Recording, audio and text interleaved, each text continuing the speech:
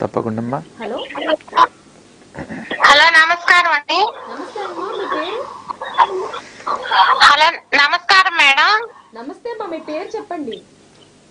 నా పేరు కనకదుర్గ అండి. మా అమ్మాయి గురించి తెలుసుకుందామని చేశామండి. ఓకే కనకదుర్గ గారు, మీ అమ్మాయి పుట్టిన తేదీ టైం చెప్పండి అమ్మా. 2000 సంవత్సరం 20వ నవంబర్ 20వ తారీఖు అండి. నవంబర్ 20, 2000 సంవత్సరం. ఏ టైంలో పుట్టిందమ్మా పాప? నైట్ 12 చిల్లర కాలా పుట్టిందండి. కరెక్ట్ టైం తెలియదు. 12-1 గంట మధ్యలో పుట్టిందండి. 12-1 గంట మధ్యలో. ఓకేనమ్మా, ఎక్కడ పుట్టింది పాప? మంగళగిరి అండి. ఓకే, గుంటూరు మంగళగిరి. ఓకే, మాట్లాడండి అమ్మా, గురువు గారితో మాట్లాడి మీ సమస్య ఏమిటో చెప్పండి.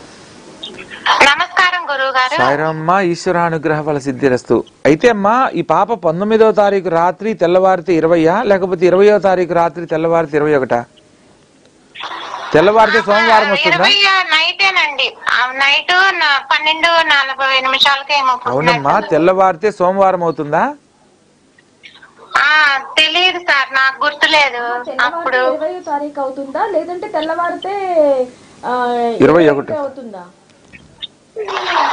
19వ తారీఖు నైట్ తెల్లవారితే 20 అండి. ఓకేనమ్మా, ఓకే, ఇప్పుడు చెప్తారు గురువు గారు, మాట్లాడండి అమ్మా.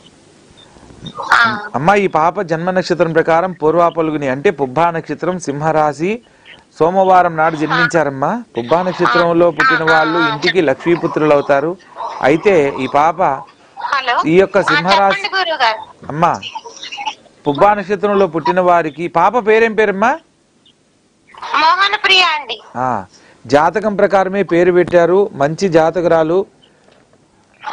1-3 పాదాలు ఈ యొక్క పుబ్బా నక్షత్రానికి విశేషమైన ఫలితాలు ఇస్తాయి. కళ్యాణం ఎప్పటి నుంచి ప్రయత్నించమంటారు? జాబ్ కూడా వచ్చి పోయింది సార్, అందుకనే అడుగుదామని చేశాను. తప్పకుండా చెప్తానమ్మా. ఈ పాపకు ఏదైనా ఒక సంబంధం రావడము, కొంతకాలం తర్వాత మరలా అదే సంబంధం వాళ్ళు తిరిగి మేము మీ అమ్మాయినే చేసుకుంటామని రావడానికి అవకాశం ఉందమ్మా.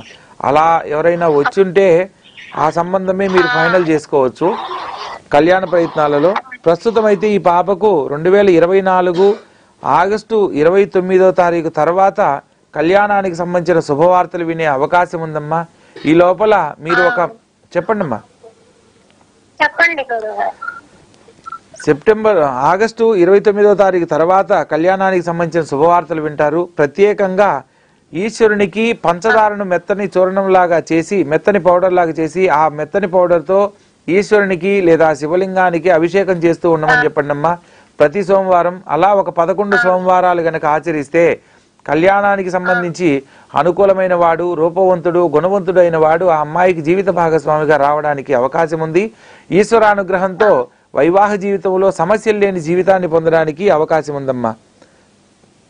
సరే.